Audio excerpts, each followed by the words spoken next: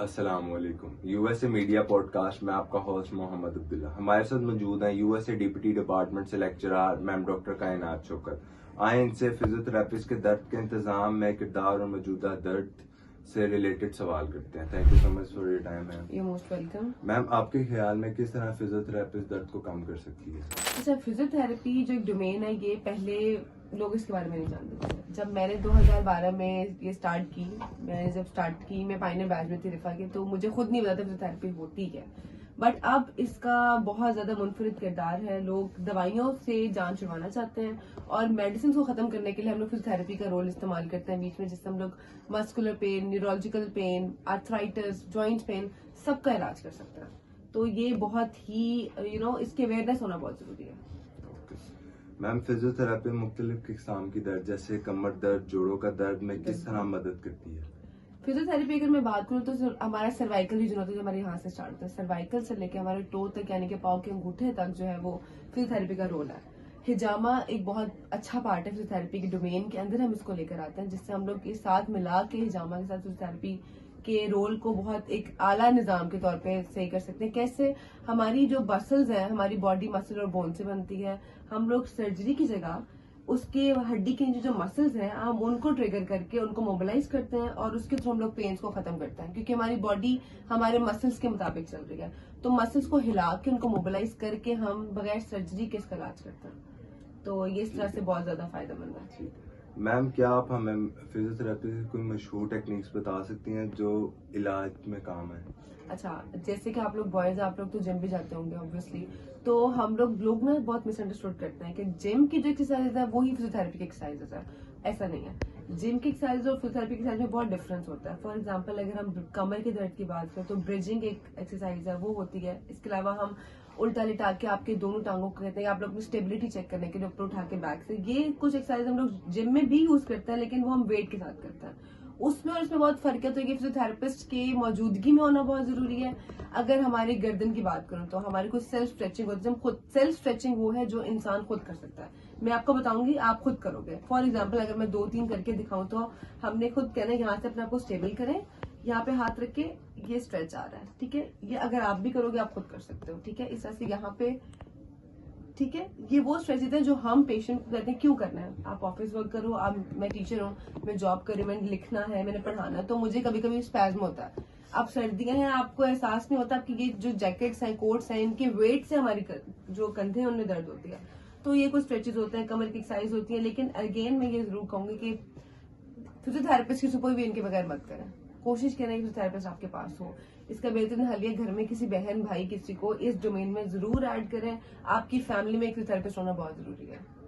तो ये कुछ डोमेन्स हैं जो हम यूज कर सकते हैं। क्या आप हमें बता सकती हैं कि जदीद फिजियोथेरेपिस्ट कैसे मुख्तलिफ है? अच्छा, अगर मैं फिजियोथेरेपी की बात करूं तो ये वर्ड बहुत बड़ा है, बट मेरे मुताबिक फिजियोथेरेपी इज मैजिक।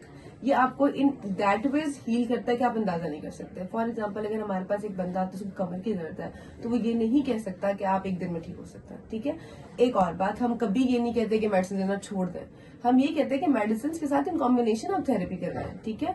तो इसकी जदीद किस्में कुछ ये हैं कि हम लोग कुछ ऐसी एक्सरसाइजेज, जैसे कायरो प्रैक्टिशनर होता है, हिजामा आर्ट स्पेशलिस्ट होता है, ड्राई नीडलिंग है, इसकी मोबिलाइजेशन है, बहुत सी ज्यादा। केटी टेपिंग एक होती है जिसमें हम लोग टेप लगाते हैं, बकायदा टेप्स मिलती हैं, जहां पर हमें लगता है कि बाजू में अगर कोई मसल टीयर होगा उसको इमोबिलाइज रखने के लिए हम उधर टेप लगा देते हैं। तो केटी टेपिंग से वो जगह उधर ही मूव नहीं होती है। बहुत सी चीजें, ये एक बहुत वास्ट फील्ड है और इसका असर जो है वो कुछ दिनों बाद होता है। तो please you need to understand कि it will take some time, so be patient with it.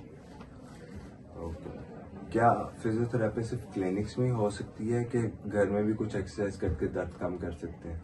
आप घर में एक्सरसाइज बिल्कुल कर सकते हैं। देखें, फिर आपको मैं एक बात बताऊं खुल के, अगर जो हमारे एमबीबीएस डॉक्टर है हम उनके पास जाते हैं, लेट सपोज हाईएस्ट फीस भी है तो 5,000 है, ठीक है।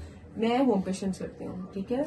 मैं होम पेशेंट से एक दिन का 3,500 या 3,000 ले रही हूँ, ठीक है। और वो मैं डेली जाती हूँ, ठीक है। तो आपको क्या लगता है एमबीबीएस वाले ज्यादा कमा रहे हैं कि मैं ज्यादा कमा रही हूँ? मैं ज्यादा कमा रही हूँ, क्योंकि मैं अगर सर्जरी उनकी मैं निकालती हूँ, उनके पास जाओगे 2 वीक्स के बाद दोबारा जाना है, मेरे पास आओगे 2 वीक्स रेगुलर जाना है। तो घर पे आप कर सकते हो, बिकॉज ये अफोर्डेबल नहीं होता फॉर पेशेंट्स एट टाइम। तो हमारे बेसिक मकसद ये होता है कि हम जो थेरेपी है वो घर पे करवाएं, उनको कहें कि आप प्लीज अपने घर पे करें, क्योंकि हमने अगले का एहसास करना बहुत जरूरी है।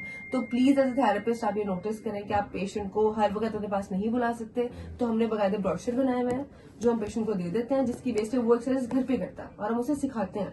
तो बिल्कुल आप घर पे कर सकते हैं, बिल्कुल कर सकते हैं। मिस, आप फिजियोथेरेपिस्ट के शोबे को कहाँ देखती हैं आने वाले दिन? मैं फिजियोथेरेपी के शोबे को बहुत आगे देखती हूँ, बहुत आगे। I was a very depressed person जब मैंने इस फील्ड में एंट्री की, but now right now because मेरी अर्निंग इसके थ्रू है। मैं यहाँ पे लेक्चरर इसी बेस पर हूँ, मैं होम पेशेंट्स देखती हूँ, मैं जामा करती हूँ। हमारे पास एक बहुत अच्छी एक और फील्ड है एस्थेटिशियन के नाम से।